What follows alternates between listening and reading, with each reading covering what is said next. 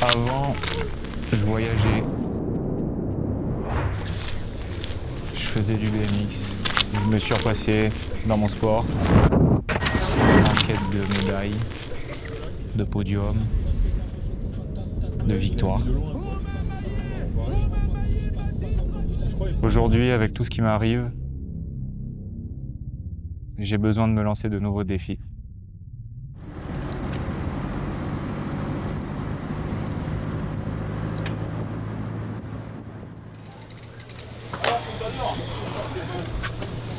Alors? J'en ai ras le cul.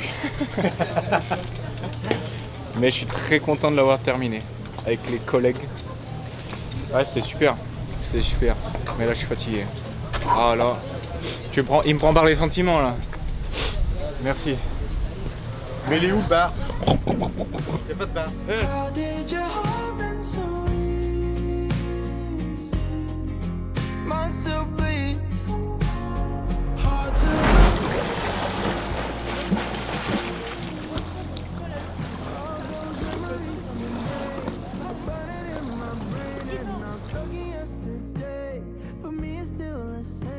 Romain Maillet, 31 ans, professionnel en BMX Race. En mai 2024, j'ai été atteint d'un cancer. J'ai été diagnostiqué d'un cancer. Donc ça a commencé au début avec une embolie pulmonaire. J'étais simplement chez moi en train de couper des branches dans le jardin. Il faisait un peu froid, j'avais une grosse doudoune sur moi. Je sentais que mon bras, il y avait quelque chose qui clochait au bout d'un moment, au bout d'une vingtaine de minutes. Et je suis descendu de l'arbre, j'ai enlevé ma doudoune et là j'avais un bras énorme, congestionné. Je m'inquiétais pas plus que ça au début. J'ai eu, on va dire 30-45 minutes où j'ai longuement hésité avant d'aller à l'hôpital, en pensant que ça allait dégonfler. Mais finalement, pas du tout. C'était bien plus grave que prévu. Je suis directement allé à l'hôpital. J'ai passé de longues heures à l'hôpital. Ils m'ont vite pris en charge. Et dans la foulée, je suis sorti. J'ai été sous anticoagulants. Et ils ont vu qu'il y avait une masse derrière mon thorax qui a provoqué justement cette embolie avec le caillou de sang. Et à la suite de ça, ils m'ont pas dit ce que j'avais parce qu'ils ne savaient pas ce que j'avais. Donc j'ai dû passer une batterie d'examens sur 3 semaines, 3-4 semaines même. Donc j'ai dû passer plusieurs scanners où ils m'injectaient du produit pour voir un petit peu au contraste qu'il y avait. J'ai dû passer une biopsie, donc je ne savais pas ce que c'était. Ils sont rentrés en gros avec une très grande aiguille à ce niveau-là, au niveau du pec. Et ils sont allés chercher justement cette masse pour l'identifier. Et à la suite de ça, ça a pris encore presque une dizaine de jours avant d'identifier ce que c'était. Et ils m'ont appelé dans la foulée, ils m'ont dit que c'était un lymphome, donc j'avais un cancer et que je devais être traité le plus rapidement possible. Ça vit là. Hein? Ça vit. Hein. Là, franchement, ça vit, ouais. Et pour te dire, je suis vraiment fatigué. J'ai pas réussi à dormir. Non, vraiment. Je te jure, c'est vrai. Genre là, c'est pas l'une des journées où je suis le plus fatigué, mais pas loin. Si là, il me bat pas, il me bat jamais. Impossible. But I couldn't read the tags and your horn started showing when I seen you mad, but I wait for you. Cause this is not the face I knew. I probably could've saved us, but instead I let us crash. Cause I don't trust no one to love me back when she say I do. And this is not the place for you. Lonely road, take me home to the place that we went wrong. Where'd you go now? Instead it goes down, and I'm still here, all alone. When the days feel long and the nights get cold, and I'm thousands of miles away. Putain de sa merde.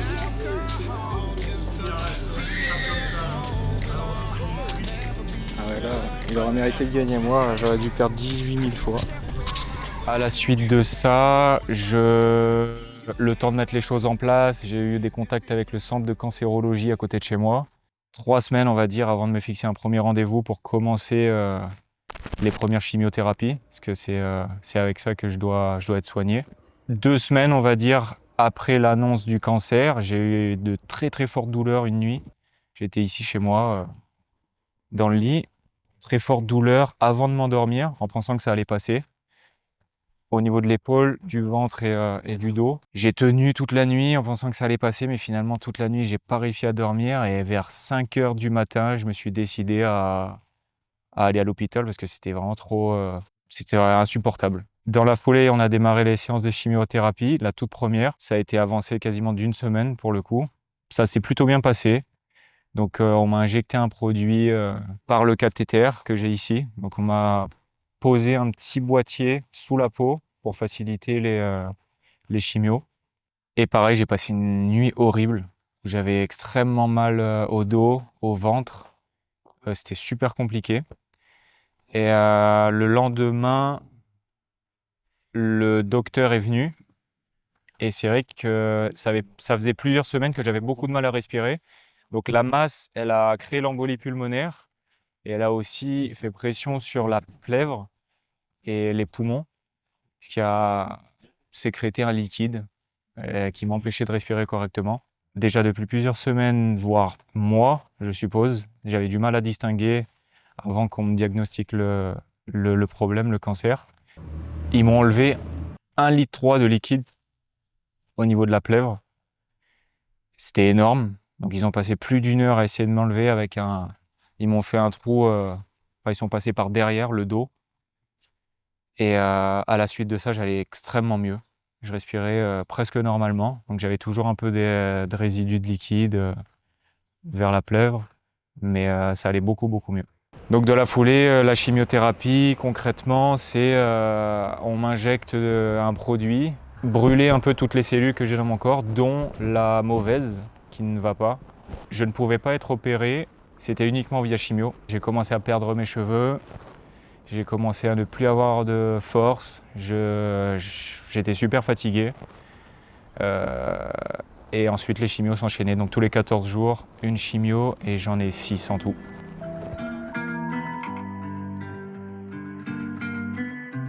On a dit que là ça va être dur, hein. C'est dur le matin.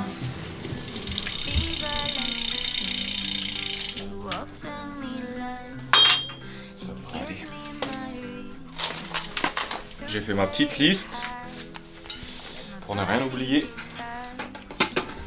Alors là, on part pour... je pense... J'ai regardé en fait hier, l'année dernière, je l'ai fait. Et c'était 7 heures... 7 heures et quelques de déplacement... Non, pas de déplacement, de durée, en s'arrêtant. Donc là, en groupe, autant on va mettre moins. Mais je suis pas certain. On verra. Le départ, c'est maintenant.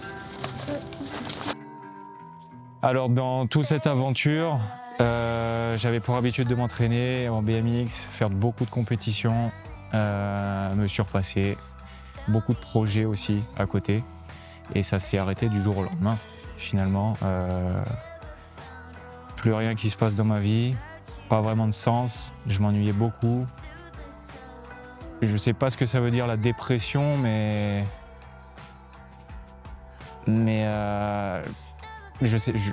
j'étais vraiment pas bien. Pour le coup, je me levais le matin, j'avais pas d'objectif, j'avais pas la force, ne serait-ce que de manger. J'ai perdu quasiment 10 kilos, que j'ai repris un petit peu par la suite. Et aujourd'hui, en fait, durant toute cette période où je me sentais vraiment pas bien, j'ai enchaîné les chimiothérapies, les 3 premières. Ça allait beaucoup mieux. J'avais envie de combattre ça aussi avec le sport. Mais faire du BMX, c'est compliqué. Faire des sports à risque, c'est compliqué. Je suis sous anticoagulant pour éviter de nouveau l'embolie pulmonaire, qui est encore présente. Et je me suis lancé des défis en vélo de route. Le tout premier défi que je voulais me lancer, un peu audacieux, hein, mais c'est de faire le tour du lac Léman. J'habite juste à côté de la Suisse, Genève. Et c'était de le faire avec des amis, c'était de le faire en groupe, c'était de partager un bon moment. Et aussi ce défi sportif, 180 bornes quasiment, 1000 de D+, gros challenge, en sachant que je suis souvent fatigué et j'arrive à comprendre petit à petit où j'en suis au niveau de la fatigue. Donc en fonction de mes chimiothérapies, j'ai 5 jours après où je suis plus ou moins bien. Donc j'ai souvent des nausées, j'ai souvent mal au ventre, j'ai souvent des moments de fatigue. C'est vraiment du jour 5 au jour 7 où je me sens vraiment pas bien. J'ai cette phase d'aplasie où j'ai plus beaucoup de globules et je dois le compenser avec des médicaments, avec les piqûres, etc. Je commence à comprendre un petit peu mon corps avec tout ce qui se passe. Et je me suis lancé le défi justement où j'ai cette phase où je me sens beaucoup mieux après cette phase d'aplasie. Faire le tour du lac, aujourd'hui on l'a fait.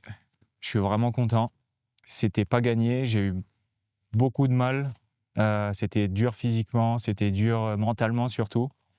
Parce qu'au bout d'un moment, c'est long. Même si on est en groupe, c'est super long et c'est éprouvant, mais on l'a fait. Donc je suis vraiment content. I'm the last of my kind. I'm the last of my kind. I'm the last of my kind.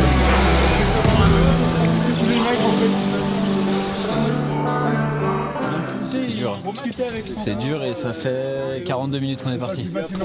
Crevé, 20 km crevé. On n'est pas rendu. Hein. Mais pour le moment, ça se passe bien. Je suis derrière la moto, je fais le moins d'efforts possible, mais ça va vite quand même. Hein. Ouais, on a pas mal roulé quand même. Il reste que 150 bandes. You'll never find another like me. I'm the last of my kind. I'm the last of my kind. I'm the last of my kind. Try to find another just like me. You'll be looking for a real long time. 'Cause I'm the last of my kind. Là j'en ai méga chier. Il y a une montée qu'on aurait pu éviter mais hard. Vraiment hard. Mais là je sais pas pourquoi je reste sur le vélo là. Faut que je me pose sur le trottoir. Faut se mettre à l'ombre là. On va se prendre un petit peu. Parce que j'ai chopé les maxi crampes dans la première montée là, la VNR, les 2 quadrilles, et après ça allait, mais ça me saoulait. Mais putain, on va mourir là.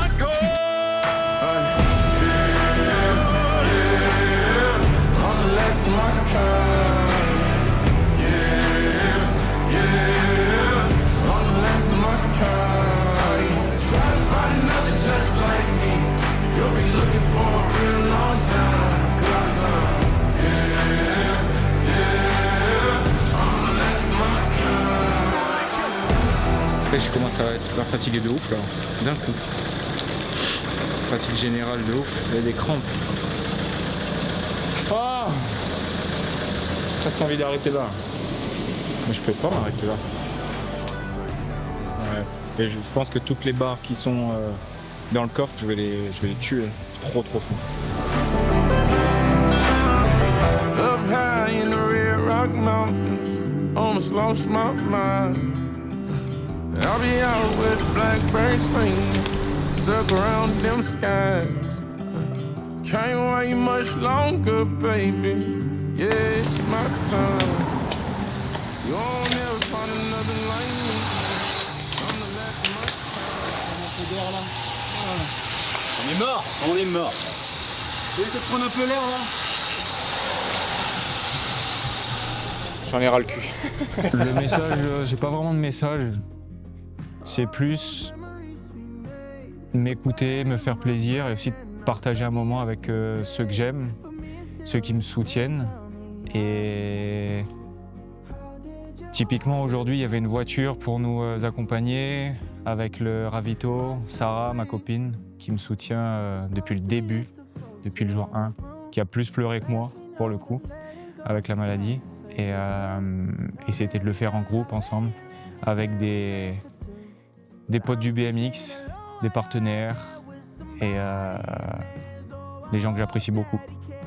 Donc c'était ça, c'était de partager un bon moment ensemble, souffrir ensemble, parce que j'étais pas le seul à souffrir. Et voilà.